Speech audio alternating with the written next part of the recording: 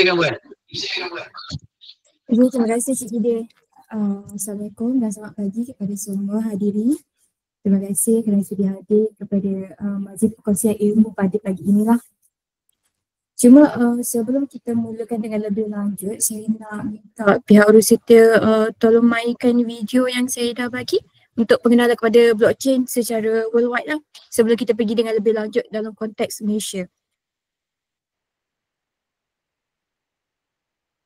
Ever wonder if there's an easier way to complete transactions without having to deal with online wallets, banks, and third-party applications? Well, it's possible thanks to blockchain. Here's everything you need to know about blockchain. Imagine 4 friends, Jack, Ted, Sam, and Phil meet up for dinner. After they're done, Jack pays the bill, and all of them decide to split the expense amongst each other. Now, on the next day, when Phil sends his share to Jack via online money transfer, the transaction goes through without a hitch. Then, Ted and Sam send their respective shares to Jack, but their transactions don't go through. The failed transaction cites some issues at the bank. That's when Jack comes to know about the many ways a bank transaction could fail. It could be due to technical issues at the bank, one of their accounts were hacked, daily transfer limits being exceeded, and sometimes additional charges, like transfer charges, associated with transferring money. To solve these problems, the concept of cryptocurrency came into existence. Cryptocurrencies are a form of digital or virtual currency that run on a technology known as blockchain.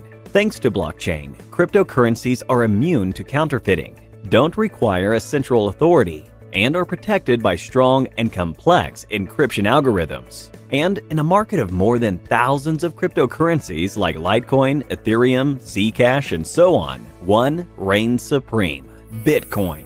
Now, let's go back to our previous example and have Phil, Ted, and Sam send Jack 2 Bitcoins each as their contribution to the previous night's dinner. Let's assume Phil, Ted, and Sam have 3 Bitcoins in reserve, while Jack has 5.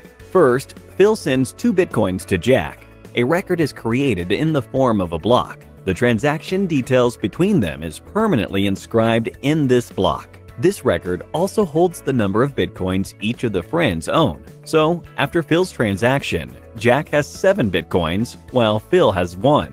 Following this, Sam and Ted send 2 Bitcoins to Jack. A new block is created for each of these transactions. These blocks hold the transaction details as well as how many Bitcoins Sam, Ted, and Jack have in reserve.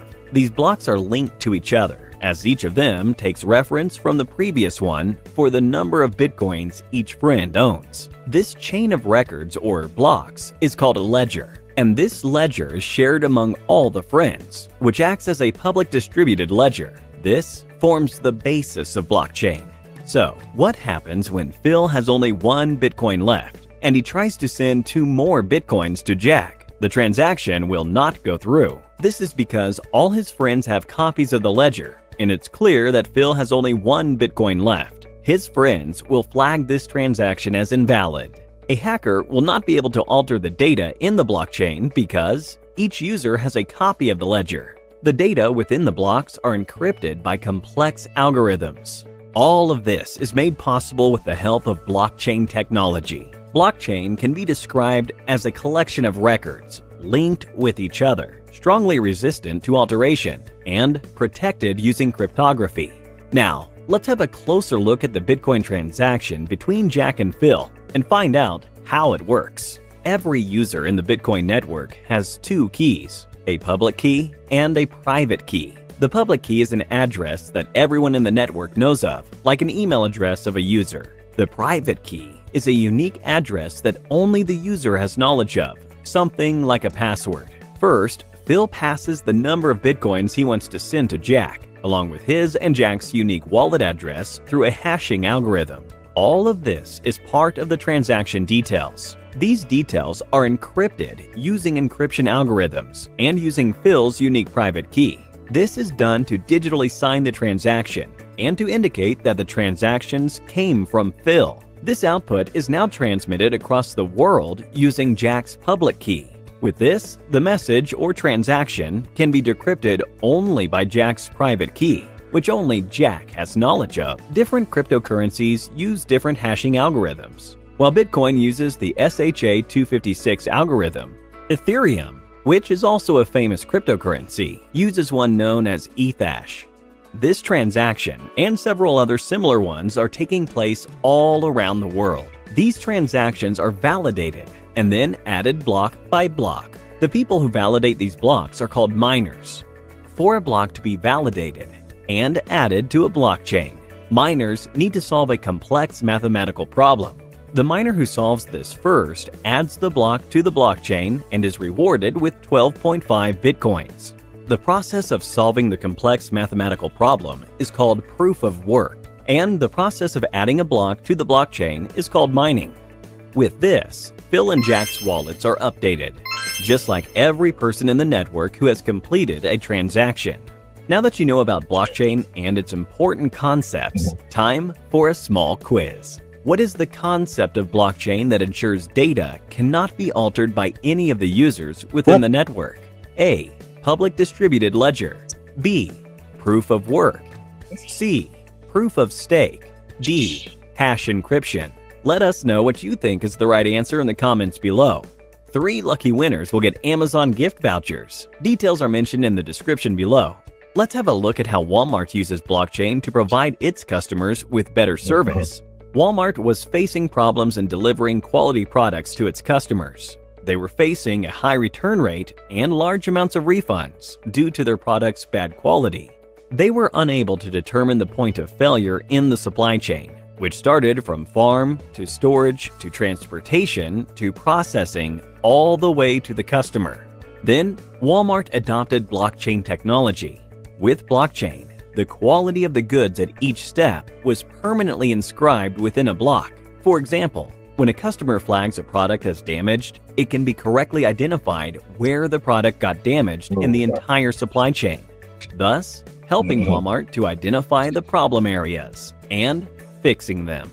And this is just one of several ways blockchain is used in real-life applications. Can you think of any others? Let us know in the comments down below. That's all for now. Thank you for watching and stay tuned for more.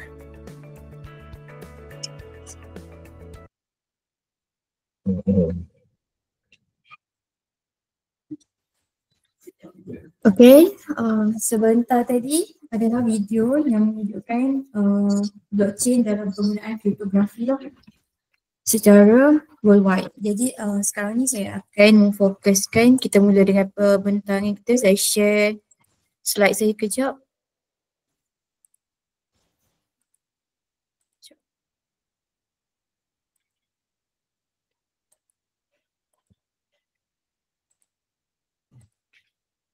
Semua boleh nampak ya saya punya slide?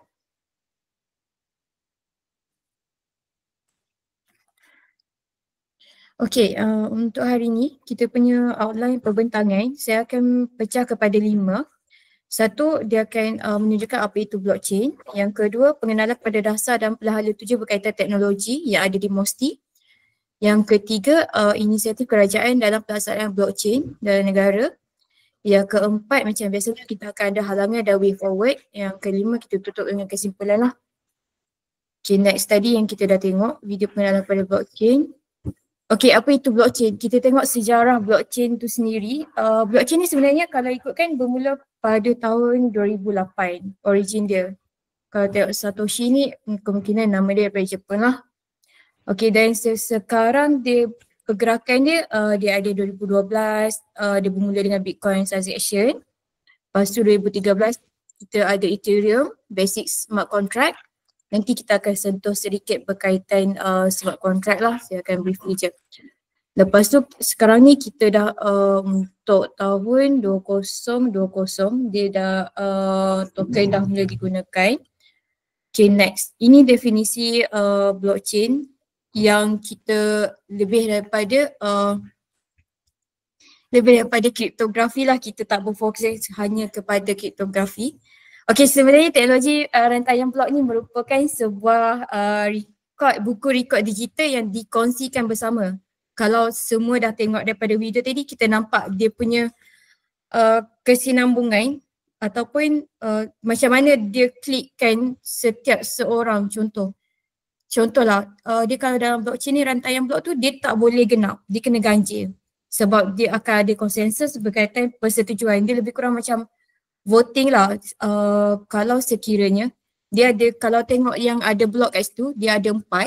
Itu sebenarnya nodes dia yang menggabungkan dia, itu yang menjadikan dia sebagai salah satu rantaian lah dalam blockchain tu sendiri. Dan semua orang, semua pihak, setiap node tu dia ada salinan, kopi dia sendirilah.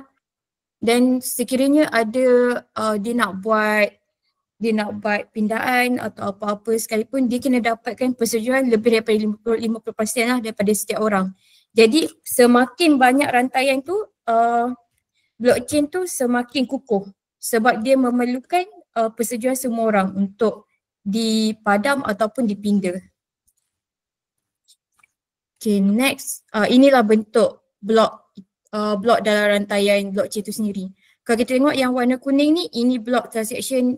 Kita ambil contoh satu, contoh dalam algoritma tu, kita key in semua transaction dan dia akan wujudkan number, iaitu algoritma. Algoritma tu kita akan panggil dia sebagai hash lah, algoritma tu. Dan sekiranya kita nak buat lagi satu transaction yang baru, algoritma tu tadi dia akan ambil daripada yang first dan dia akan pergi yang second. Dia chainkan blok tu sendiri. Dan dia akan, dan seterusnya lah. Sekiranya ada 100 transaction, 100 lah dia punya tu. Dan sekiranya ada salah satu perubahan yang kita nak buat di setiap blok tu, dia perlu dapatkan persetujuan setiap blok yang dah di-chainkan itu tadi. Itulah secara mudah dia macam mana blockchain ni berfungsi. Okey, ini dia punya proses langkah demi langkah. Pertama sekali kita buat permintaan transaksi. Seorang pengguna memulakan tindakan seperti menghantar cryptocurrency. Ini kita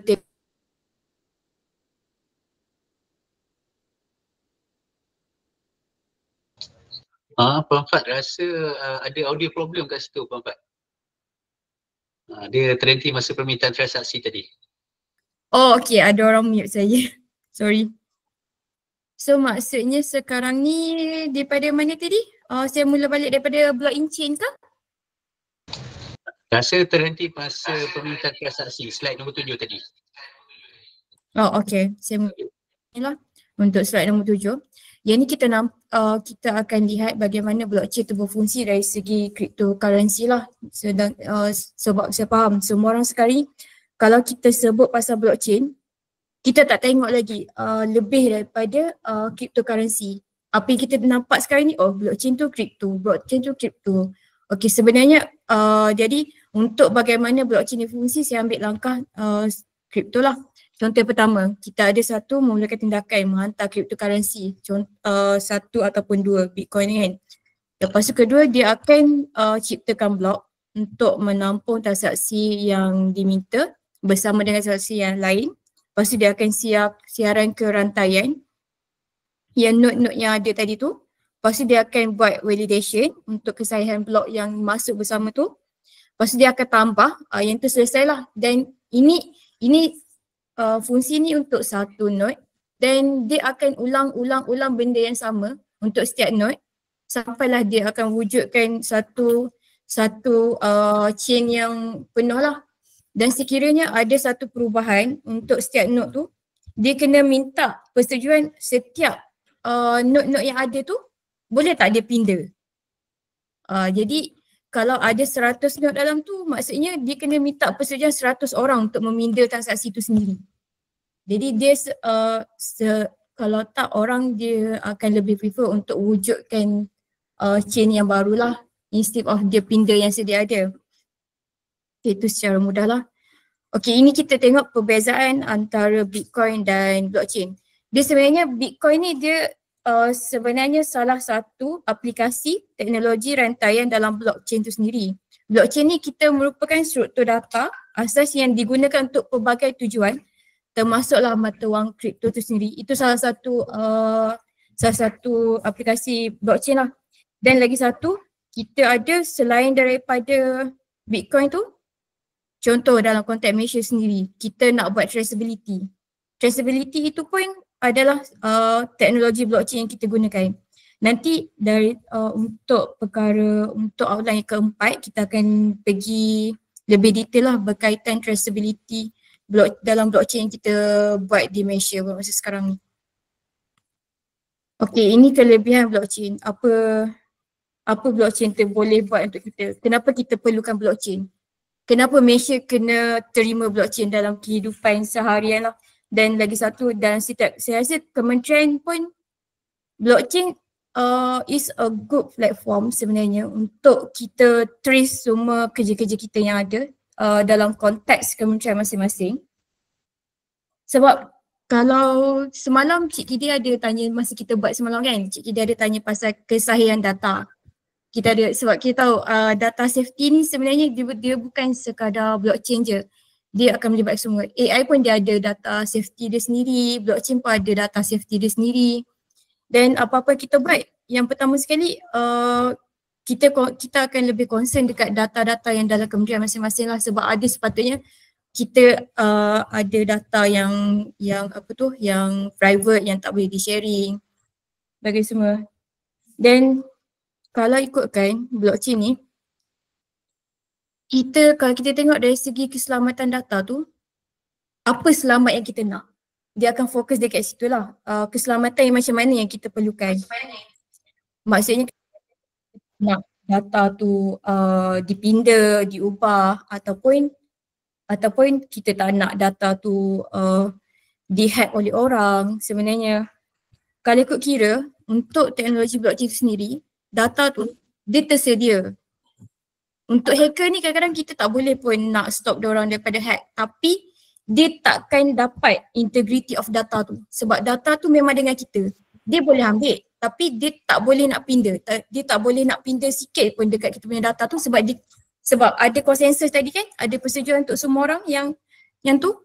Jadi cuma mungkin dia boleh ambil dan dia pindah ikut macam mana. Macam tu je. Dan lagi satu, data dia akan kekal dalam ledger yang kita buat lah, dan itu tidak boleh diubah lah tanpa mendapat persetujuan semua pihak. Dan kalau ikutkan, blockchain ni adalah teknologi yang dipercayai dan diguna secara meluas lah, dan bukan sahaja dalam bidang kewangan.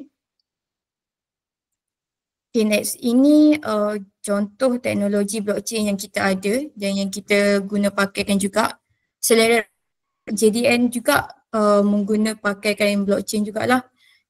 Kalau di peringkat JDN, Jabatan Digital Negara, dia ada, buat masa sekarang ni dia ada My Government blockchain tu.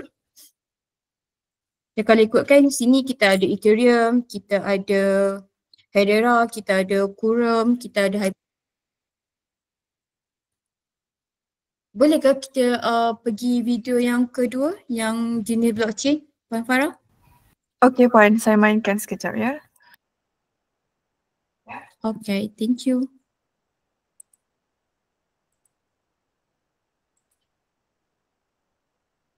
Simple programming with easy to understand whiteboard videos, and today I'll be sharing with you different types of blockchain and their respective examples.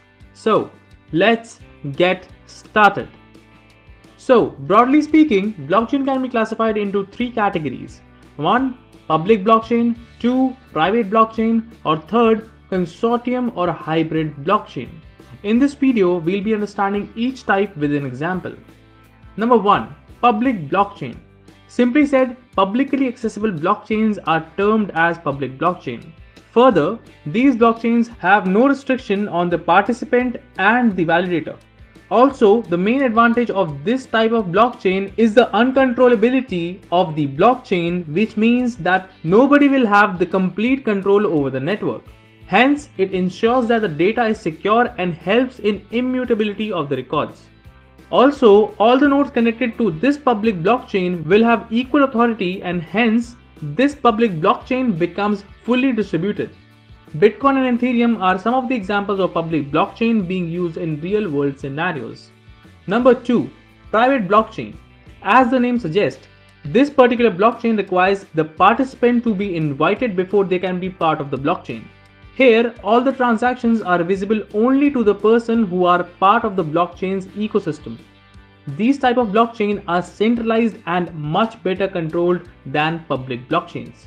As the blockchain are more centralized here, they can be governed and regulated by someone who can make sure that the governors are guiding participants. Also, these blockchain can have a token or may not have one and can be manipulated based on the preference of the blockchain owner. Private blockchains usually have a network administrator who can take care of the user permission in case any particular user requires additional authority on the go. These are typically used in private organizations to store sensitive data about the organization. For example, Hyperledger. Number 3. Consortium or hybrid blockchain. Now, this blockchain can be divided into two different types, where some nodes are private while others are public. As a result, some of the nodes will be allowed to participate in the transactions while the other nodes are supposed to control the consensus process. This comes out to be as an ideal hybrid blockchain between private and public blockchain. Here, all the nodes can be accessed by the blockchain, while the level of information that can be accessed will be based on the node accessing that particular data. In this blockchain, there are usually two types of users. One is the user who has all the control over the blockchain and decides the level of security for a particular user, while rest others are the ones who just access the blockchain as per their function. For example, Ripple network. So now let's answer the biggest confusion. What is the difference between blockchain and cryptocurrency? Well, the difference between cryptocurrency and blockchain is the same difference between mobile application and your mobile platform. For example, the app can be WhatsApp or Uber, while the platform can be iOS or Android. In the end, the applications will run on the platform, and in a similar tone, blockchain is the platform while cryptocurrency is the application. This confusion is quite common as both cryptocurrency and blockchain were introduced at the same time with Bitcoin. And do remember that Bitcoin was the first application of cryptocurrency on the blockchain platform. With that, I hope this video was helpful to you and served value. If you love my content, be sure to smash that like button, and if you haven't already subscribed to my channel, please do, as it keeps me motivated and helps me create. Sebentar tadi menunjukkan video berkenaan jenis-jenis blockchain yang kita ada lah. Dan saya kongsikan balik semula saya punya slide presentation. Kalau tadi kita ada public, private dengan hybrid kan. Kalau yang saya tunjukkan dekat sini, dekat screen sekarang ni, kita ada jenis-jenis type of blockchain.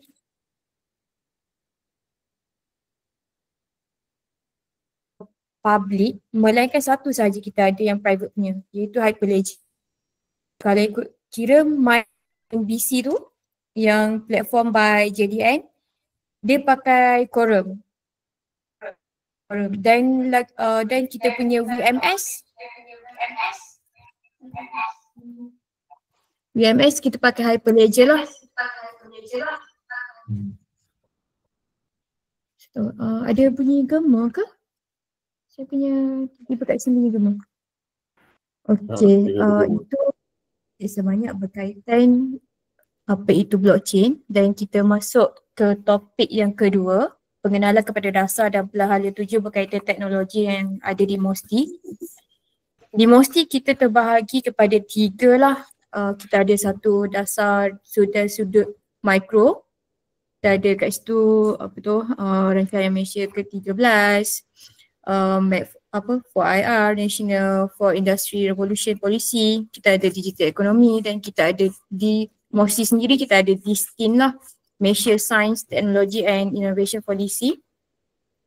Dan untuk dasar sektoral pula kita ada dasar angkasa, dasar nanoteknologi, kita ada dasar bio, dasar teknologi nuklear dan dasar inovasi sosial. Dan kita akan dekat sini dekat pelan hala 7 teknologi. Ini kita ada semua yang kita ada blockchain, kita ada robotik, kita ada AI dan hydrogen kita ada juga. Jadi melihat kepada semua dasar dan pelan hala 7 yang ada di MOSTI, Malaysia kita telah menetapkan sekarang ni Malaysia telah menetapkan asas khusus dan landasan utama dari segi pembangunan sains, teknologi dan inovasi negara melalui dasar yang mantap dan berdaya saing lah. Okay, next. Ini antara dasar-dasar serta pelan hala 7 yang sedang berkuat kuasa sehingga sekarang dan yang bakal tamat juga. Boleh rujuk kat sini. Kita ada 5 akta yang sedang berkuat kuasa, 7 dasar dan 10 pelan hala 7. Cuma kita ada beberapa yang sehingga 2030, kita ada yang sehingga 2025 dan kita juga ada yang sehingga 2050 lah. Untuk plan teknologi yang sehingga 2025, kita ada 3. Teknologi produk nano negara, kita ada teknologi kecerdasan buatan iaitu AI dan kita ada blockchain. Inilah kita punya roadmap blockchain bakal berakhir pada tahun ini dan akan disambung oleh Kementerian Digital lah. Mostly akan memfokuskan dalam bidang R&D, Research and Development, sebab kita ada kepakaran dari sudut. Kita ada agensi kita, contoh MIMOS, Cradle, Meranti yang menggerakkan kita punya pelan hala 7 berkaitan teknologi. Okay, next ini dasar dan pelan hala 7 berkaitan teknologi yang kita ada yang sebentar tadi. Okay, kita ada juga Tenten My STIE Framework yang ni dalam bidang 10 driver dan bidang sains, teknologi, innovation dan ekonomi. Dan saya dah highlightkan situ. Untuk blockchain, kita ada digital ledger system that is democratic, corruption, efficient, that's permanent record of every transaction of value among multiple economic agent. Okay, yang ini saya fokus dekat yang betul-betul yang untuk berkaitan teknologi lah. Dan dia punya keyword, perkembangan pesat teknologi dan peningkatan kuasa perkomputeran telah memperkukuhkan konvergensi teknologi serta membuka ruang aplikasi yang luas merentasi pelbagai bidang. Kita ada 5 kat sini.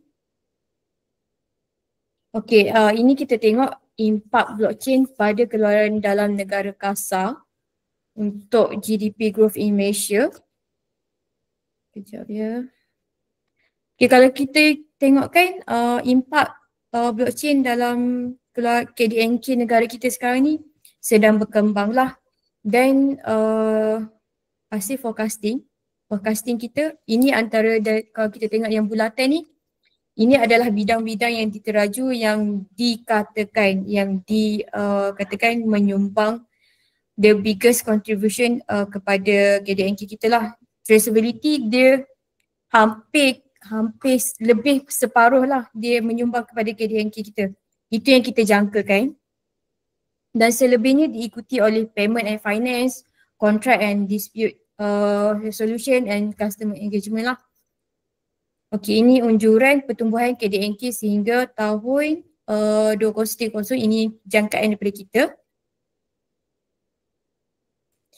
Dia jangkaan blockchain ini dia boleh membantu pertumbuhan ekonomi negara expected untuk reach dalam 2.9 trilion by 2030 lah. Okay, ini antara tips untuk kita achieve the height scenario dalam kita punya blockchain dalam negara. MBI is a platform yang kita sedang bangunkan, dan juga public procurement on chain, financial standard interoperability. Okay, ini kita berfokus kepada pelan hala 7 blockchain yang ada dekat Mosti lah. Yang ni sebab kita tengok sebelum masa kita wujudkan pelan hala 7 blockchain ni, sebab kita nak mengkaji selain daripada cryptocurrency, apa lagi platform blockchain yang ada yang kita boleh kembangkan mengikut keadaan dalam Malaysia untuk jadi pemacu yang penting dalam transformasi Malaysia lah. Jadi dekat sini kita punya konsep utama kita nak memperkukuhkan negara dalam pembangunan dan aplikasi blockchain untuk daya saing dan pertumbuhan ekonomi melalui kerjasama dan sinergi strategik antara semua, iaitu industri, kita ada akademia, kita ada kerajaan, bagi semua. Dan daripada situ kita wujudkan 5 blok ekosistem untuk blockchain ni.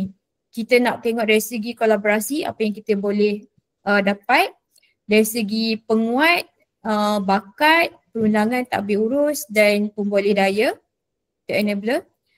Lepas tu kita ada 20 inisiatif strategik merujuk kepada kerajaan, industri dan masyarakat lah. Dan kita ada sektor ekonomi, apa yang kita nak buat melibatkan blockchain negara, dan kita ada use cases kita juga.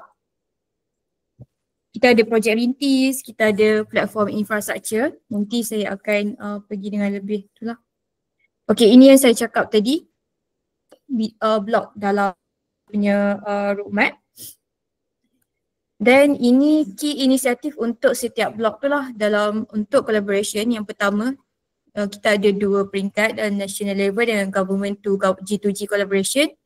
Kita ada National Blockchain Sandbox. Yang ni kalau boleh tengok, kalau untuk National Blockchain Sandbox ni kita ada Meranti. Dan kita ada juga Mimos dan Cradle. Dan G2G, biasanya kalau G2G collaboration ni kita banyak juga projek sekarang ni dengan, kita ada dengan Custom, kita ada dengan Jakim. Dan sekarang ni kita dengan dengan JDN sendiri pun ada. Okay, kalau untuk yang amplifier yang kedua, kita dalam proses nak wujudkan ini yang kita bincang tadi, yang saya sebutkan tadi, Malaysia Blockchain Infrastructure, dan kita dah buat launching pada bulan lepas yang di-launch oleh YBM Mosti lah. Dan untuk yang talent, kini satu kita nak tengok dari sudut ada 4 lah. Di peringkat universiti tu sendiri, apa industri placement kita, MQA nak develop. Dan di peringkat TVET pun sama, dan kita ada professional courses. Professional courses ni dia boleh jadi reskilling dan upskilling juga berkaitan dengan blockchain untuk bagi kemahiran yang paling latest dekat pekerja yang mahir. Dan kita ada inclusive talent policy system. Okay, untuk dari segi legal dan enabler, pemboleh daya, kita ada juga untuk inisiatif kita ada legal framework, governance, data ownership tu semua. Dan untuk yang kelima, yang terakhir, kita macam ni kita nak accelerate financial facilities. Okay, ini antara senario yang ada dekat dalam Malaysia lah. Kita pecah kepada 3. Itu untuk growth, status quo dengan decline. Kita tengok untuk setiap blok yang kita wujudkan ni, apa kemungkinan senario-senario yang kita boleh capai dan apa yang kita patut tengok balik. Contoh kalau untuk yang growth, untuk collaboration ni kita facilitate dan catalyst collaboration and coordination between stakeholder lah.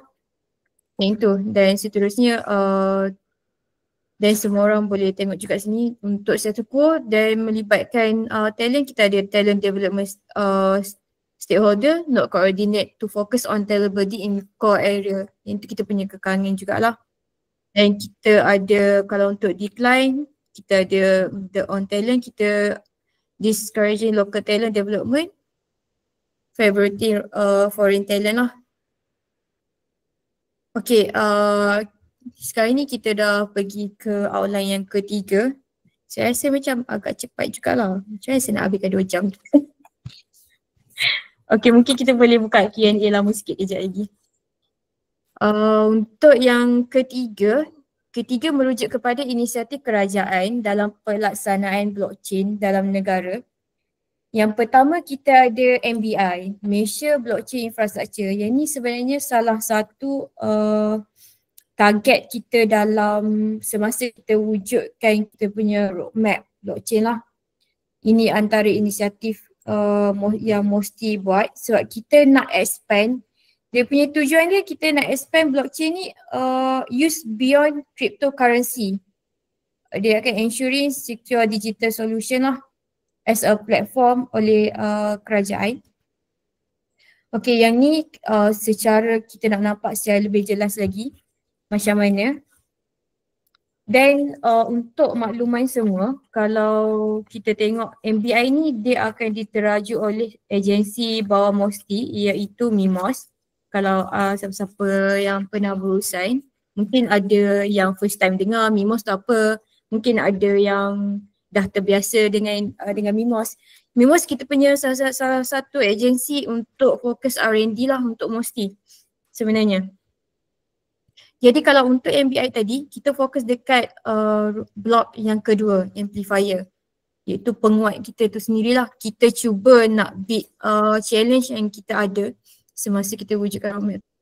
Macam maksudnya untuk lack of domain industry and technology in-depth knowledge lah.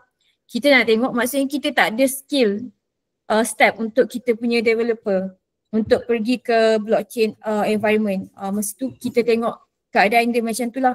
Jadi kita, dan yang kedua semua orang work in silo. Maksudnya setiap kementerian dia mungkin tak berapa terbuka lagi untuk penggunaan blockchain. Mungkin ada setengah kementerian dia tak tahu pun blockchain tu wujud. Dan apa yang dalam pandangan kita sekarang, blockchain is a cryptocurrency. Itu sahaja. Sebenarnya kita tak tengok lagi. Sebenarnya kalau kita fokus betul-betul dekat blockchain ni, dia sebenarnya lebih jauh daripada tu. Maksudnya kita boleh jadikan blockchain sebagai satu platform untuk is our routine work sebenarnya. Sebab dan lagi satu, kita boleh jadi pusat penyimpanan data yang lebih jelas, dan sekiranya dan data tu tak boleh nak diubah sewenang-wenangnya. Kita dapat integrity of the data lah. Okay, untuk next, inilah kalau kita tengok kat sini, ini ekosistem yang nak diwujudkan melalui MBI itu sendiri. Kalau kita tengok yang warna pink, the pink colour tu, itu adalah MBI yang kita nak wujudkan. Dia sebagai blockchain network operator lah, platform as a service untuk kerajaan. Kalau kita tengok, kita ambil contoh satu dekat mana-mana kementerian. Contoh KPK, sebab sekarang kita tengah berurusan dengan KPK kan. Yang kita tahu KPK peladangan dia ada banyak data. Dia ada banyak data dan mungkin data tu sekarang ni disimpan secara manual. Jadi KPK datang dekat MOSTI, kat kita, nak bagi tahu, oh saya nak blockchainkan data ni. Boleh ke? Saya nak blockchainkan data ni supaya saya boleh akses dan supaya saya boleh tahu. Saya tak perlu dah lagi buka secara manual, saya nak tahu data tu daripada mana, bagi semua. Jadi sekarang dengan adanya blockchain, bila kita klik je, data tu kita dah tahu dah origin dia, oh daripada sini, dan apa pergerakan data tu, itulah. Dan bila dia datang kat kita akan address dia untuk menggunakan platform yang mana, blockchain yang mana, infra yang mana. Kita akan uruskan semua sampailah dia cuma receive, oh inilah sistem yang dah siap. Itulah kita punya hasratnya lah. That's tu. Dan contoh lagi satu, bila data tu dah ready, data tu dah ready dalam platform dan sistem, sekiranya nanti in the next future lah, kita cakap oh saya dah tak nak guna dah infra yang lama, saya nak move to infra yang baru, nak pindah. Boleh rujuk balik pada MBI, kita boleh buat, tapi kita tak migrate data tu.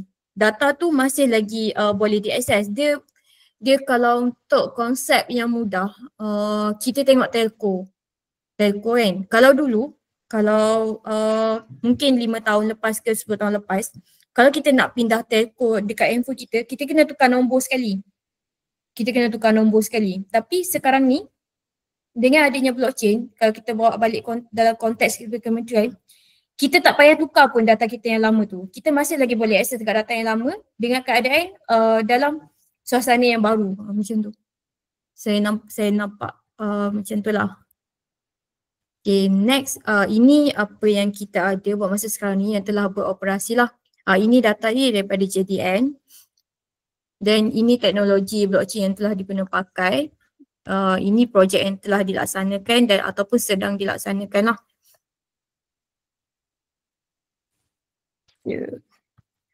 Okey, ini perkhidmatan blockchain bagi sektor awam. Kalau merujuk kepada perkeliling ICT, kita ada, ini private cloud kita lah yang kita guna pakai sendiri, dan kita ada juga public cloud yang didaftarkan dalam kita punya perkeliling lah sekiranya kita nak gunakan public cloud kan. Inilah, ada 4 ni je yang, ada 3 ni je yang diluluskan oleh government Malaysia lah. AWS, Google Cloud dan Microsoft. Okey, yang ni antara projek-projek yang telah dilaksanakan oleh Malaysia. Yang ni kita nak pastikan tujuan untuk mengelakkan penipuan brand semasa kita wujudkan untuk blockchain kan Durian Musa King. Sebenarnya yang ni dia bermula awal tahun 2010. Masa tu blockchain baru lagi diguna pakai lah di peringkat dunia. Dia tak masuk Malaysia lagi masa tu. Cuma kita nak tahu, kita tak nak bagi kita punya penipuan data contoh. Sekarang ni sebab kita tahu Durian dekat Malaysia ni dia yang terbaik sebenarnya. Dia yang terbaik. Tapi biasalah dia terbaik permintaan daripada dunia, daripada China, daripada tu semua minta durian kita. Tapi demand masa tu, demand tak banyak sangat. Supply tak banyak. Demand banyak tapi supply tak banyak. Jadi banyaklah orang yang buat penipuan, macam contoh dia ambil durian tu daripada China sebenarnya tapi dia claim as from Malaysia. Jadi kita macam nak mengelakkan benda tu, kita blockchainkan sistem, kita blockchainkan origin of the durian ni bagi semua. Jadi bila diorang ini kita wujudkan QR code lah, dan kita pada tahun 2018 Mimos, ini oleh Mimos lah, Mimos upgrade sistem tu kepada platform blockchain. Jadi dia wujudkan QR. Bila dia scan je QR tu, kita tahu originality dia daripada mana. Jadi orang tak boleh nak tipu lah data-data tu semua. Itulah tujuan utama kita, sebab kita nak jaga quality of the product. Dan saya dapat makluman daripada Mimos, harga satu kotak durian ni sangat mahal je, 300. Dan dia ada berapa, contoh dia ada 400 gram ke 600 gram je setiap kotak tu. Dia punya fix, itulah amount dia. Okey, yang kedua, ini pun projek oleh Mimos juga. Yang ni palm oil sourcing kita. Kita nak trace balik kita punya sumber palm oil tu daripada mana. Kita nak wujudkan dalam satu sistem. Yang ni kalau ikut kira kita punya produk, kita punya customer kita PNG. Procter & Gamble. Kalau tengok yang banyak buat shampoo, dia ada banyak head shoulder bagi semua kan. Kalau siapa yang tahu, biasa dekat belakang label tu dia ada PNG logo. Dia banyak, salah satu supplier untuk palm oil sourcing dia daripada kita lah, daripada Malaysia tu sendiri. Sebabnya dan dari sini dia nak trace the raw material tu daripada mana. Sebab kalau ikutkan kita punya tu di peringkat di overseas sendiri, di Amerika tu sendiri, di peringkat awal dulu, diorang tak percaya pun kita punya produk ni bagus sebenarnya. Jadi macam diorang siap buat petition lagi kalau ikut apa yang saya dimaklumkan oleh Mimos lah. Dia buat petition kenapa nak ambil dekat Malaysia bagi semua. Jadi inilah jadi PNG tu ambil baik daripada situ, dan dia blockchain kan sebab dia nak tahu sustainability of our palm oil solution lah. Okay, kira. Dan dekat sini, sekiranya dia punya traceability tu, kalau contoh ada dekat labi lah kita kata kan, kalau tengok dekat situ ada satu kecil je kot, mungkin tak nampak sangat. Ada kejadian yang jadi dekat area situ, dia nak tahu benda ni akan effect tak dia punya supply chain dia. Dia just boleh check, dia tak perlu pun datang dekat Malaysia bagi semua. Dia boleh check, dia boleh trace balik, okay benda tu dia takkan effect dia punya supply. Dan lagi satu, dia boleh tahu berapa orang yang supply palm oil dekat diorang dan siapa bagi semua. Okay, untuk yang tu, tapi ini past project lah. Dan ini pun past project juga, seperti yang semua sedia maklum. 2019 kita negara dilanda COVID-19. Masa tu macam agak haywire lah dalam negara sendiri sebab benda first time, kita tak pernah hadap situasi yang macam tu. Dan lagi satu, kita wujudkan vaccine management system sebab pada ketika itu banyak isu yang kata vaksin tipu bagi semua. Kalau kita tengok, jadi kerajaan ambil inisiatif, kita trace vaksin tu daripada mana. Itulah dengan wujudnya vaccine management system ni. Jadi kita tahu originality vaksin tu daripada supply chain yang mana, daripada server yang mana satu, siapa yang supply. Jadi orang tak boleh tipulah keturunan vaksin tu sendiri. Dan diguna pakai sampai sekarang oleh data-data ni diguna pakai sampai sekarang oleh KKM lah. Kalau perasan, bila kita ada MySejahtera kan, masing-masing ada MySejahtera. Bila kita scan, dekat MySejahtera tu ada QR code kan. QR code tu dia ada nombor siri untuk kita punya vaksin. Itulah VMS sebenarnya. Okay, next, ini dalam proses, ini in progress lah. Kita nak wujudkan satu bersama Jabatan Kastam Diraja Malaysia, ini projek. Dan daripada sini kita nak fokus kita ada dua, data input dengan asset notarization lah. Yang ni kalau dalam bahasa yang mudah, sebenarnya data input tu kita masukkan data dalam kita punya sistem. Dan nanti sekiranya ada apa-apa kejadian, contoh orang datang dekat kita kata okay, dia punya data ni yang betul. Jadi from situ kita boleh trace balik kesahihan data tu sebab kita dah ada data input tu tadi. Dia ibarat kalau bahasa mudah kita cakap lebih kurang macam kita sebagai persediaan sumpah lah, kita buat pengesahan data tu sendiri. Itu bahasa mudah yang kita nak bagi kita nampak macam mana dia berfungsi lah. Jadi maksudnya orang tak boleh lah tipu data tu sebab yang kita punya je yang origin. Sebab originality kita dalam 99.9%. Sebab kalau nak pindah data tu kan kita dah belajar di peringkat awal tadi, kita perlu dapatkan persetujuan semua orang. Dan orang nampak pergerakan data tu, okay, dia dipindah pada bila dan daripada apa kepada apa. Okay, next. Ini pun in progress juga. Yang ni yang kita tengah bekerjasama bersama dengan pihak JAKIM. Kita kalau pada tahun 2021 hari tu kita digemparkan dengan isu daging yang tak halal yang masuk ke negara kita. Jadi daripada situ kita mesti berpandangan kita nak trace balik semua daging-daging yang masuk dalam negara kita ni, kita nak pastikan dia halal. Kalau hari tu kita macam mana kita nak trace balik benda tu halal ke tak, sebab kita tak ada pun, kita tak ada data daripada awal, dia daripada mana bagi semua, kita tak ada tu semua. Tapi sekarang ni kita tengah berusaha bersama JAKIM dan juga kita selain daripada JAKIM, kita ada agensi lain yang berurusan dengan kita juga, Makis, AKPS, dan kita ada New Zealand sendirilah, Malaysia Primary Industry daripada New Zealand. Kita sebagai POC kita, proof of concept kita, dan kita cuba trace balik. Kita wujudkan QR untuk halal JAKIM ni. Kita wujudkan QR, bila kita scan je QR tu, kita boleh tahu originality dia daripada mana.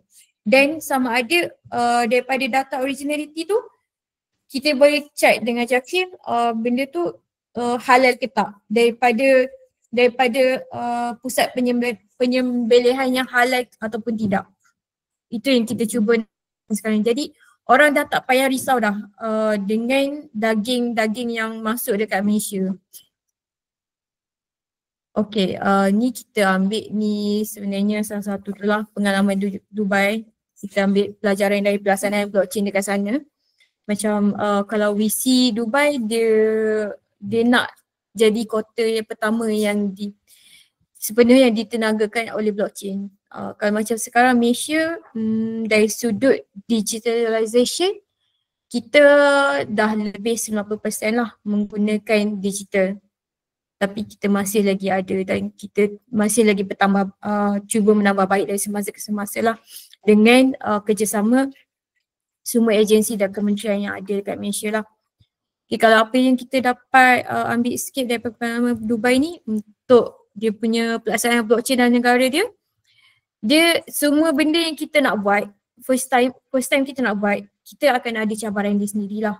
Kalau contoh dari Dubai ni cabaran dia menghadapi kesukaran untuk menetapkan keperluan yang jelas, komunikasi, penyelarasan, ketulusan antara peserta tu kita ambil kementerian lah dan menyebabkan kekurangan pemahaman dan kepercayaan yang tidak mencukupi. Sama juga di Malaysia, setiap kementerian kita ada bidang tugas masing-masing dan kita ada fokus area yang berbeza-beza. Contoh, fokus area mostly as a technology enabler, kita nak wujudkan platform, kita sebagai pemudah cara kepada kementerian-kementerian yang ada dekat Malaysia ni, apa yang dia nak wujudkan, apa yang dia nak memudahkan dia ada fokus area dia masing-masing. Contoh, dekat KPK sendiri pun, apa fokus area KPK? Dia nak wujudkan satu data center yang semua orang boleh akses ke, bagi semua. Dia nak pastikan semua produk-produk ke apa-apa yang ada dekat KPK tu kita boleh buat dengan lebih teratur dan selamat untuk diakses oleh semua orang. Macam tu lah. Tapi pengalaman kat Dubai ni dia menunjukkan bagaimana sesebuah negara boleh menggunakan permintaan kerajaan dan kepimpinan dasar untuk mempercepatkan penerimaan blockchain. Itu saya kata sebagai teknologi enabler lah, dan untuk di Malaysia kita ada Mosti lah. Ia membuktikan potensi besar untuk meningkatkan kecekapan dan untuk menjimatkan kos serta pertumbuhan ekosistem, namun pada masa yang sama menunjukkan cabaran berkaitan kebolehioperasian, peraturan dan pengembangan projek rintis kepada transformasi sepenuhnya. Okey, di samping semua tadi, kita tetap juga ada halangan sebenarnya, halangan dalam adaptasian blockchain. Dia tipulah kalau kita kata bila kita nak wujudkan semua benda yang baru tu, dia tak ada halangan yang muncul. Sebab dia sama ada secara langsung atau tidak langsung, kita akan ada halangan itu sendirilah. Contoh kalau yang dekat sini, halangan yang pertama, bidang ICT ni dikendalikan oleh terlalu banyak kementerian dan agensi sehingga wujud pertindihan dalam masa yang sama, pemilikan serta pihak peneraja yang tidak jelas. Contoh, kalau saya ambil satu, saya macam boleh sebut ke? Sebagai ni je lah, sikit. Kita nak selesaikan masalah dari sudut daging halal tu tadi. Tapi dia jadi lambat sikit sebabnya masing-masing kementerian dia ada fokus area dia yang dia nak jaga bagi semua. Mungkin pada masa tu dia rasakan perkara tu tidak apa kita nak kata, maksudnya dia bukan fokus utama dia. Maksudnya ada lagi benda yang lebih utama yang diorang kena selesaikan. Jadi itu pun ambil masa jugalah. Lepas tu mandate yang tidak jelas atau pelaksanaan mandate kurang berkesan boleh mengakibatkan kerjasama yang lemah antara kementerian dan agensi yang terlibat. Yang ni saya boleh katakan kalau dari segi perubahan tampuk kepimpinan lah di peringkat setiap kementerian, sebab setiap masa kita ada perubahan-perubahan yang ada kan. Jadi setiap orang tu dia ada way forward yang berbeza-beza. Itu dia akan membantutkan jugalah pengadaptasian blockchain dalam setiap kementerian. Dan kementerian agensi masih lagi beroperasi secara silo serta kurang proaktif dalam melaksanakan peranan ke arah kejayaan pelaksanaan blockchain. Dia, yang ni saya nak sifatkan kita bukanlah silo sangat sebab kita setiap kementerian dia ada way forward dia sendiri dan dia ada benda yang dia nak jaga sebenarnya. Jadi setiap fokus area setiap kementerian berbeza. Itu yang menyukarkan kita jugalah untuk adaptasikan blockchain ni. Sebab kebanyakannya sistem yang kita buat ni dia kadang-kadang dia bukanlah hanya satu kementerian yang terlibat dalam satu projek tu. Dia boleh jadi gabungan bermacam-macam kementerian. Dan setiap kementerian tu dia fokus area dia berbeza-beza. Jadi dia macam takkanlah kita nak buat solution yang banyak dalam satu projek tu. Kita mestilah nak wujudkan satu solution je. Tapi dia akan jadi lambat dan lemah sikit pengadaptasian dia sebab semua orang nak solution yang berbeza. Dan peruntukan yang tidak mencukupi, ini macam biasalah standard kalau kita nak buat projek.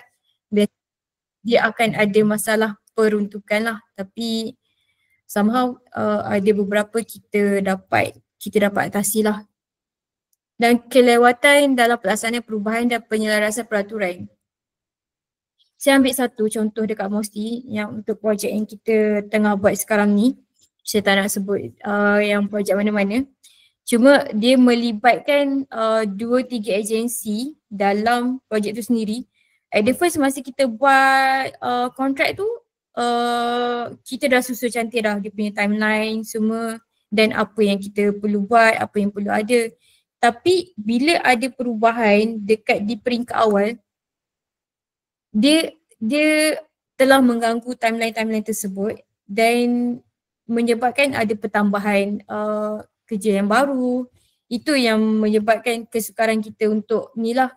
Dan bila melibatkan perubahan-perubahan tu, kita nak kena selaraskan balik peraturan berdasarkan peraturan yang sedia ada. Itu yang menyebabkan kelewatan lah. Dan komitmen semua pihak berkepentingan dalam melaksanakan blockchain. Kalau dekat sini apa yang saya cakap, setiap kementerian tadi dia ada kepentingan dia sendiri. Dan tak semua orang ada hala tuju yang sama. Sebab kita pun kementerian beza-beza kan. Itulah antara halangan-halangan dalam pengadaptasian blockchain. Okay, ini yang summarize tadi. Summarize, ini yang daripada kita orang punya buku roadmap lah. Okay, satu lagi saya nak address dekat sini. Kita punya blockchain ni sebenarnya dia inline dengan Islamic principle kita. Sebab secara jelas ni kita tengok blockchain tu sendiri pun dia sebenarnya melibatkan transparency of data dan traceability. Maksudnya semua orang tahu apa yang kita buat. Itu maksud transparency. Dan traceability pula kita boleh trace semua. Kita boleh trace setiap apa? Setiap transaksi yang kita buat. Jadi kita tahu original dia daripada mana dan macam mana dia bergerak, perubahan dia di mana sebenarnya. Jadi dia dia biasa dalam bahasa Islam ni saya agak lemah sikit. Dia punya term macam tu. Dia adalah macam maksudnya semua orang transparansi, semua orang nampak apa benda yang setiap orang buat. Ketulusan, betul. Bos saya ada kat sini sebenarnya dan dia dah cakap ketulusan. Okay, nanti semua faham. Okay, ini kita masuk topik yang last. Kita ada way forward lah. Way forward ni yang mana yang mesti tengah dalam perancangan untuk melaksanakan lah untuk in future. Dan ada sebahagian kita dah buat dah pun. Ini perancangan yang pertama sekali kita ada ni nama-nama projek lah. Projek-projek yang mesti dalam proses sesi libat urus masih lagi di peringkat awal. Kita ada ASEAN One Pass dengan My Digital ID. Sekarang ni semua orang dah buat My Digital ID kan. Nanti in future kita mungkinlah boleh kembangkan daripada My Digital ID tu kita wujudkan ASEAN One Pass, tapi yang ni masih ada peringkat libat urus. Dan yang kedua kita ada CJ Identity pekerja asing. Yang kedua kita ada CJ Identity pekerja asing. Yang ni dengan JIM lah. Kita dah buat sesi libat urus pertama dengan Jabatan Imigresen Malaysia yang tu. Dan next kita akan bentang dalam mesyuarat bersama KDN dengan Kesuma lah untuk yang ni.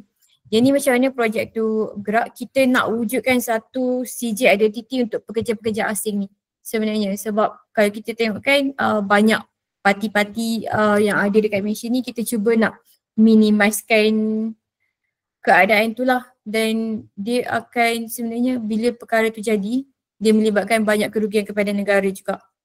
Dan yang ketiga, yang ni proses verifikasi maklumat pekerja sinaran secara atas talian. Dan ni kerjasama antara jabatan dengan JDN. Untuk semua orang sedia maklum, sebenarnya Jabatan Tenaga Atom tu sebenarnya adalah bawah MOSTI. Jadi ini kita bekerjasama dengan JDN lah untuk platform My Government VC. Untuk yang tu. Okay, dan yang ni sebenarnya orang pakai CJ yang manual tu. Jadi sekarang ni kita nak cuba blockchain dia, kita wujudkan QR code lah untuk dorang. Jadi sekarang ni kalau untuk pekerja sinaran yang macam yang mana-mana yang nak apply for lesen untuk Atom tu, dia akan pergi dekat JTA. Dan kita cuba nak wujudkan satu sistem atas talian untuk verifikasi maklumat diorang tu. Betul tak diorang ni pekerja yang dah didaftarkan bawah JTA? Itulah kita cuba nak buat sekarang ni. Kita nak minimizekan false information lah. Okay, untuk itu saya rasa macam saya dah sampai dekat part kesimpulan. Saya lupa nak break tadi kan. Nanti tak apa, kita break kejap lagi sebelum kita mula Q&A. Okay, kalau untuk kesimpulan saya simpul kat sini ada dua lah. Pembangunan teknologi blockchain dekat Malaysia ni, sebenarnya kita dekat Malaysia ni mesti bersama dengan kementerian lain dan agensi yang ada dan masyarakat juga telah menetapkan asas yang kukuh lah untuk kemajuan teknologi melalui pelbagai dasar seperti dasar-dasar yang saya dah mention pada peringkat awal tadi. Dan rangka kerja ni juga dia dah bagi panduan untuk pembangunan dan pelaksanaan teknologi blockchain yang merentasi pelbagai sektor termasuklah kerajaan, industri dan masyarakat, dan serta dia memacu inovasi dan memastikan penyelesaian digital yang selamat. Okay, untuk yang tu saya rasa saya punya presentation untuk hari ni pun dah habis. Kita akan mula dengan Q&A. Bolehkah kita break 10 minit, Encik Kide? Okey. Terima kasih Puan Siti Fadilah. Okeylah, kita ambil break dulu. Mungkin 10 minit dan kita 5 minit boleh ke Puan? Saya tak dengar lah. Tak dengar? Oh okey, dah clear dah. Okey. Alright, nanti kita boleh take a short break, 5 minutes, toilet break ke. So kita akan sambung semula, boleh semua? Okey, kita bersiaran. Baik Puan, saya kira presentakan Puan cukup komprehensif dan kita boleh nampak senario blockchain teknologi di Malaysia sebenarnya memang pada tahap yang kita boleh banggakan. Cumanya kita, kalau boleh lah saya tanya kepada Puan lah dan terbuka pada hadirin yang ada dalam talian ni. Dan nak tanya soalan boleh check in dan boleh type di ruangan chat box juga. Dan pandangan Puan sendiri berkenaan teknologi blockchain ni, kita lihat public seolah-olah ada trust issue tentang data integrity yang kita key in dalam blockchain teknologi. Semacam mana kita faham lah overview teknologi blockchain ni, kita kena key in data di setiap peringkat. Bagaimana kita nak pastikan trust issue di kalangan public ni kita boleh tangani dengan berkesan. Saya percaya rakyat macam seolah-olah ada orang ramai rasa macam tak percayalah data ni, seolah-olah data kita ni akan bocor. Macam mana Puan? Apa pandangan Puan? Okey, terima kasih Cik Gida untuk soalan itu tadi. Sebenarnya saya terlupa dan saya dengan ini saya macam nak berjemput lah mana-mana kementerian, terutama yang kefikirlah sendiri. Kalau ada projek-projek blockchain yang nak dilaksanakan, boleh datang ke MOSTI, boleh rujuk kami. Itulah. Okey, kita balik ke soalan Cik Kidi tadi. Dari segi keselamatan data kan. kita faham kalau keselamatan data ni skop dia sangat luas sebenarnya. Dan dia bukanlah hanya fokus dekat blockchain. AI pun sama juga. AI pun kita akan ada trust dalam keselamatan data juga. Cuma kalau untuk blockchain ni, konteks blockchain yang kita nak faham, kita nak keselamatan data yang macam mana? Kita nak data kita tak dihack ataupun kita nak data kita orang tak boleh tengok. So kalau kita tengok secara asasnya, blockchain ni dia memfokuskan kepada transparansi. Jadi semua orang boleh tahu apa yang kita buat dengan blockchain, dengan apa yang kita key in, semua orang boleh nampak. Setengah orang kalau dia tak nak bagi orang tengok dia punya apa yang dia key in, dia tak payah alamat blockchain ni lah macam tu. Sebab blockchain ni once kita masukkan data, dia tak boleh dia tak boleh nak diubah melainkan kita dapat persetujuan daripada ahli-ahli kita tu sendiri. Contoh kita ada 5 orang blockchain kan, kita blockchain kan untuk ada dalam kalangan tu ada 5 orang je. Jadi untuk blockchain ni kita nak pindah data kita kena dapatkan persetujuan dulu untuk semua orang. Tapi dia kena dalam bilangan yang ganjil lah. Dia tak boleh dalam bilangan yang genap. Dan lagi satu, kalau sekiranya data kita dihack, data blockchain kita dihack, dia tak boleh pindah pun data-data yang kita dah key in tu. Tapi dia mungkin dia boleh ambil data kita tu, jadikan data yang baru. Tapi bila benda tu dah jadi macam tu, kita boleh take balik lah. Tu bukan data saya. Sebenarnya data tu diambil. Tapi tu bukan yang saya punya. Originality dia tak ada. Sebab originality ada pada kita. Okay. Senang, faham ke ada macam mana lagi? Kalau saya boleh sama siapa yang puan bagi jawapan tadi, maknanya data-data kita ni sebenarnya tidak boleh sewenang-wenang disimpan. Betul. Dia selamat. Selamat dan kita boleh kata data ni di setiap peringkat adalah telus. Dan kita boleh tengok macam mana proses tu dilaksanakan dan cuma tu lah. Yang puan tadi macam ni kita nak betulkan persepsi awam ni. Itu yang kita rasa ramai. Saya tengok kalau dari segi perspektif awam, macam saya pun sebelum saya masuk MOSI, saya pun pandangan saya, blockchain ni kripto, itu je. Bila kita dah masuk, kita dah terdedah, kita dah buat hari-hari, baru kita tahu secara meluas benda tu apa sebenarnya.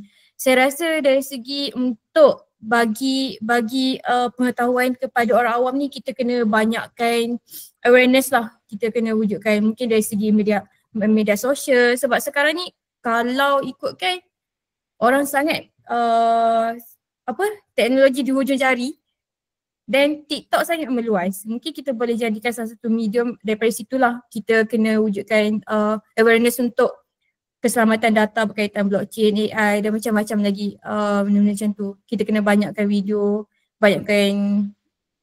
kita mungkin kena buat pro and cons kot apa yang ada. So, blockchain ni macam mana dan sebenarnya blockchain ni bukan hanyalah sekadar cryptocurrency dan macam mana kita nak pastikan data kita selamat daripada blockchain ni. Kita kena banyakkan sebab sekarang jarang dah kita nampak orang muda-muda sekarang ni dia baca surat khabar kan.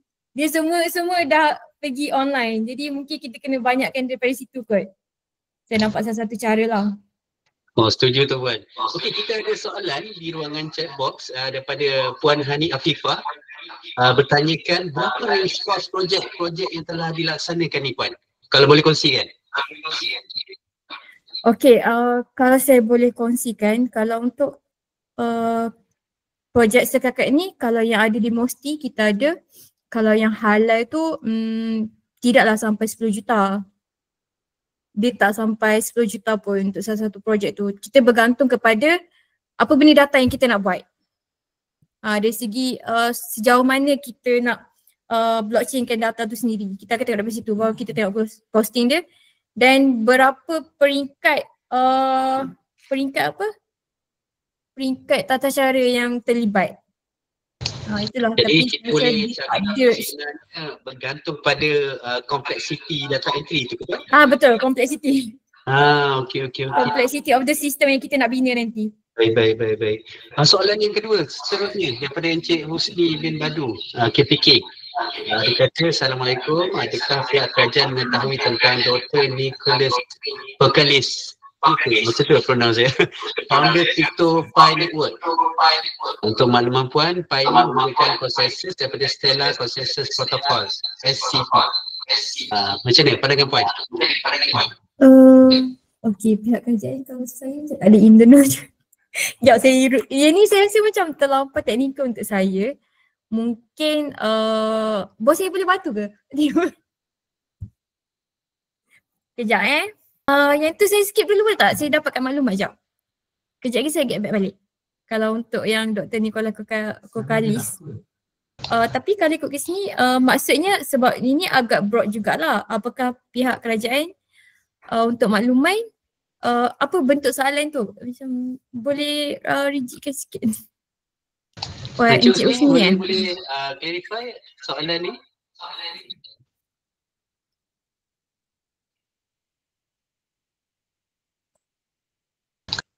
Okay, sementara Encik Husni karang ayat tu barangkali mungkin kita boleh balik pada soalan seterusnya.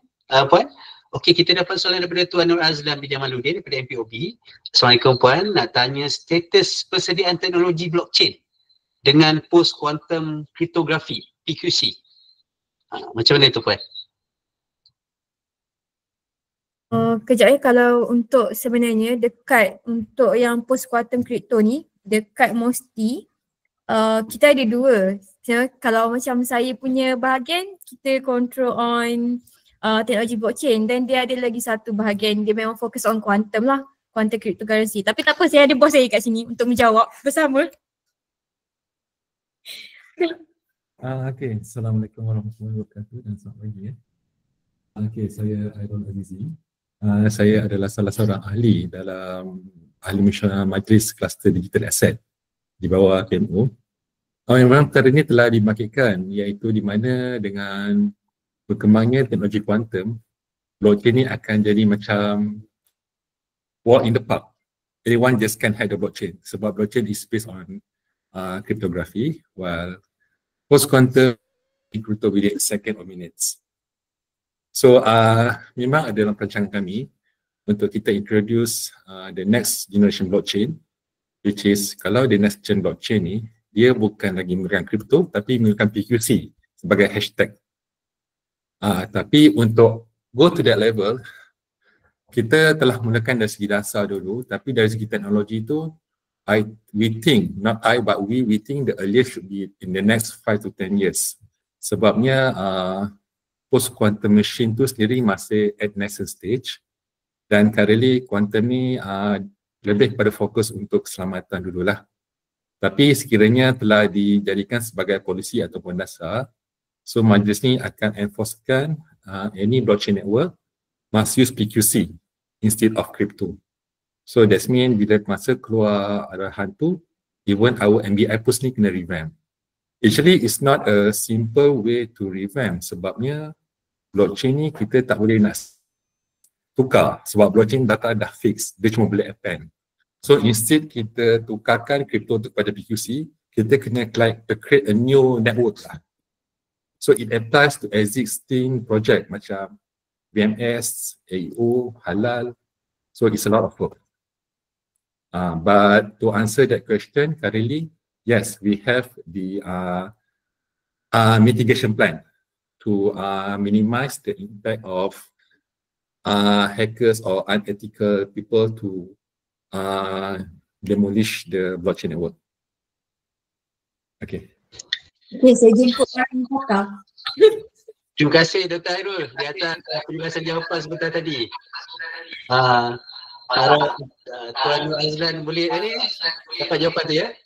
Okay, untuk soalan seterusnya kita dapat daripada Tuan Ali Zulhusni daripada MPOB. Ada dua soalan.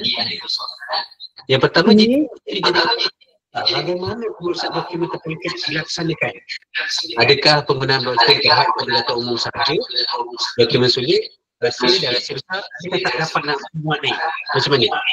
Okey, yang kedua, sekiranya nak bekerjasama dengan Mosti dalam investigasi, adakah perlu dapatkan sumber dana atau pengurusan masyarakat kuasa mandor? Macam mana? ataupun perbincangan dengan kita mesti tu sebelum kita sekolah. Mohon pandangan Puan. Okay, boleh. Saya cuba jawab. Untuk yang pertama, sebenarnya untuk dari segi penggunaan blockchain kan, dia akan merujuk kepada semasa kita di peringkat awal kita nak buat blockchain itu sendirilah. Kita klasifikasikan dia secara lebih awal, sama ada kita nak tak ada dokumen sulit, rahsia atau rahsia besar, yang itu tak ada masalah. Cuma dan kita, sebab dia kompleksiti dia tu kita penetapan daripada pihak kita nak data tu macam mana.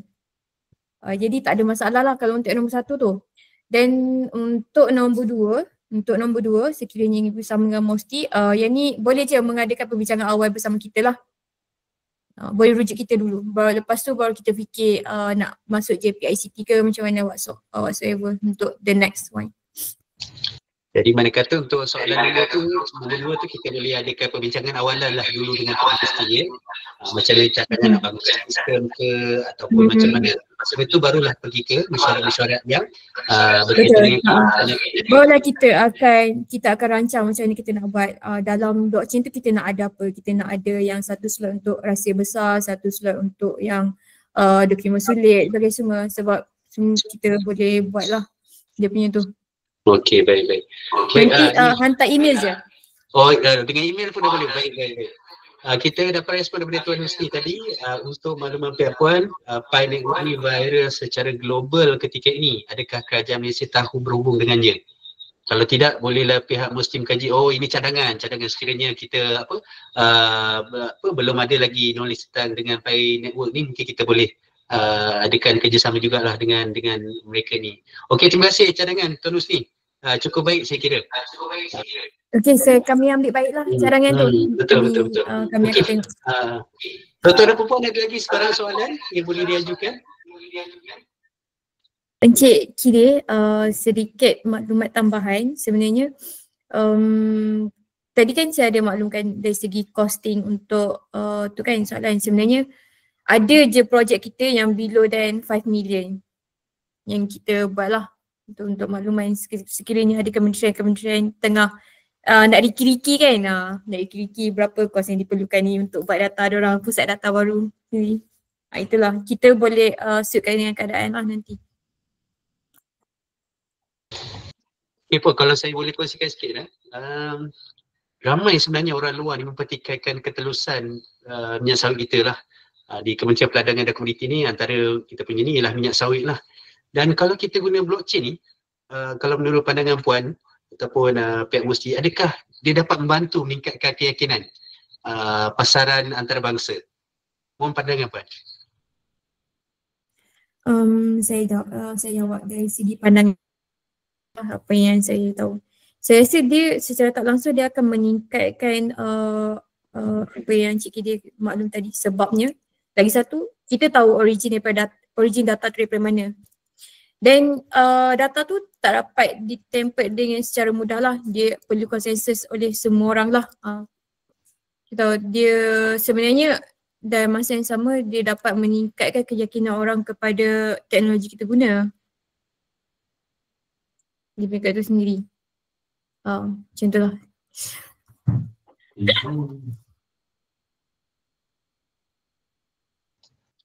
Rasanya macam kita dah tak ada lagi soalan. Saya ambil pendekatan dari segi salah satu contoh yang kita tengah buat sekarang ni, yang kita tengah buat dengan bersama pihak custom, AEO, Economic Authorization System tu. Sebab itu pun berkenaan dengan data storage juga sebenarnya. Jadi kita akan store all the information berkaitan in and out.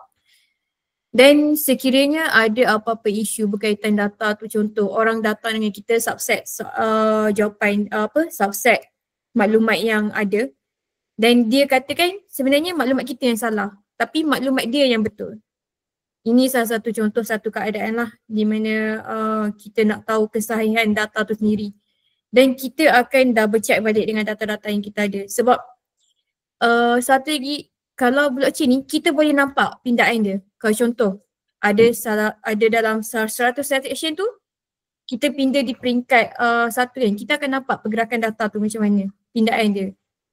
Itu dah saya nak kata kita punya teknologi blockchain ni sangat selamat sebabnya semua orang tahu pergerakan data tu macam mana, data tu dipindah pada bila dan apa maklumat yang dipindah dan originality dia macam mana. Jadi kalau orang data kita dengan jawapan yang baru, kita tahu kita yang paling betul, jawapan kita yang paling sahih. Macam tu lah.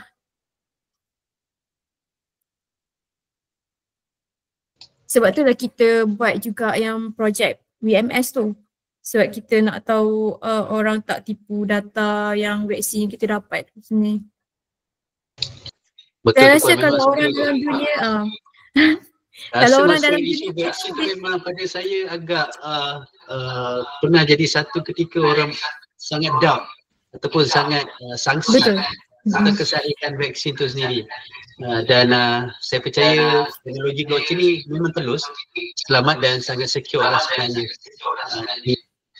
Di peringkat kementerian-kementerian jabatan-jabatan agensi ni kita kena mainkan peranan lah untuk berikan membetulkan persepsi awam lah dengan teknologi blockchain ni juga.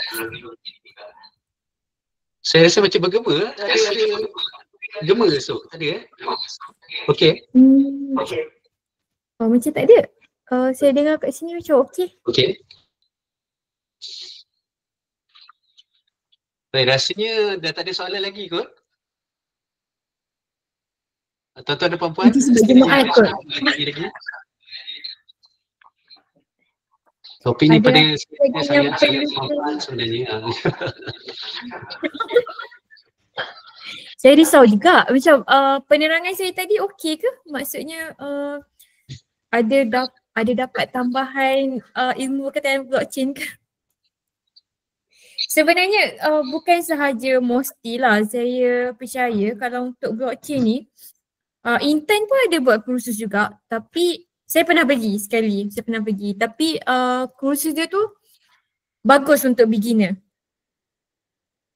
Jadi dia tahu berkaitan macam mana blockchain tu wujud dan dia tahu macam mana kripto tu dibuat, macam tu. Kalau ikut sebagai kita as a penjawat awam lah, mungkin boleh juga tengok-tengok kursus-kursus yang ada dekat JPA semua. Tapi kalau fokus untuk teknologi application boleh rujuk kepada Musti lah. Dan saya nak maklum juga since kita sekarang ni by end of 2025 ni kita last roadmap blockchain dengan Musti dan kita dalam perancangan untuk wujudkan satu lagi melibatkan bidang R&D yang fokus kepada teknologi baru muncul lah, bukan semata-mata dan dalam tu akan ada emerging tech termasuk AI, termasuk blockchain tu sendiri. Dan dia ada satu lagi yang menarik berkaitan blockchain ni yang saya nampak lah semasa saya tengah mengkaji kan. Blockchain ni dia boleh digabungkan dengan teknologi-teknologi lain juga. Contoh AI. Dia sebenarnya dia boleh bergerak seiring juga bersama AI lah. Kita ambil satu dari segi untuk tanaman lah, kita ambil satu tanaman kan. Kalau blockchain tu dia akan bertindak sebagai macam mana kita nak trace the originality daripada benih tu. Benih yang kita ambil pada mana dan setiap benih kadang-kadang penjagaan dia berbeza-beza kan. Dia punya tu. Dan untuk tahu dia punya konteks berapa air yang diperlukan, baja macam mana diperlukan, yang tu kita boleh buat forecasting melibatkan AI. Itu maksud dia gabungan antara blockchain dengan AI lah yang saya nampak. Dan dia sangat menarik untuk dikaji sebabnya bila kita buat forecasting melibatkan AI tu kita boleh tahu dia punya kajian dalam masa sebulan berapa taburan hujan yang turun, berapa banyak baja yang diperlukan dan tanah jenis yang macam mana. Macam tu. Apa? Jawab. Puan Sofia. Jumpa juga orang yang saya siapa ni? Okey tu buat. Kalau kita susah kita dekat sikit. Memang bantu daripada segi traceability daripada ladang sehingga ke end user. Kan? Betul kan Puan? Betul. Jadi memang sangat-sangat bantu teknologi blockchain ni dalam sistem peladangan. Baik. Saya nampak kadang sistem Kalau dalam sistem peladangan ni dia sangat menarik untuk dikaji. Dan saya rasa KPK dia tak payah fokus 100% kepada blockchain. Kita cuba gabungkan dengan AI. Jadi kita boleh bagi kedua-dua tu bergerak secara seiring lah. Kita ada feedback juga ni, Tuan Syarizal Azman berminat nak advance khusus ni. Menarik ni. Aduh. Aduh. Puan Saya macam tak layak tu. Bertemu kembali dengan Puan Nik Siti Nabila kata dia. Kenangan bersama di SPA ketika dahulu. Jejak kasih. Tak, saya rasa masa tu saya praktikal kat SPA kot.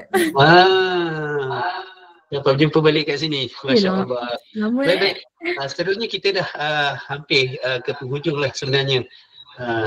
Jadi terima kasih lah. Kita ucapkanlah kepada tuan-tuan dan puan-puan semua yang sudi hadir dalam sesi perkongsian ilmu kita pada hari ini. Adakah lagi soalan sebelum kita tutup? Okay, rasanya tak ada lah kot Puan Nik Siti ya. Okay. Ya. Dengan berakhirnya sesi soal jawab tadi, maka berakhirlah sesi perkongsian. Kita nak minta semua hadirin dalam ni untuk dapat on camera atau nak capture kenangan ni. Cuma saya harapkan perkongsian saya yang sedikit pada hari ini dapat menyuntik sedikit maklumat-maklumat terkini lah berkaitan blockchain. Terima kasih untuk kehadiran semua. Baiklah, di kesempatan ini juga saya mewakili pihak Rosti ingin mohon maaf atas barang kekurangan dari pihak kami sepanjang sesi ini berlangsung. Dan terima kasih juga sekali lagi kepada Puan Nik Siti Nabila atas kesediaan menerima kami untuk menyampaikan ilmu berkenaan teknologi blockchain ni. Terima kasih banyak Puan. Terima kasih tim lah. Tadi saya nampak tadi ada Dr. Airul. Ke dia dah keluar? Ada. Okey, terima kasih sekali lagi. Sehingga itu hingga bertemu lagi. Wabillahi taufiq wal hidayah. Wassalamualaikum warahmatullahi wabarakatuh. Terima kasih semua. Jumpa lagi. Bye.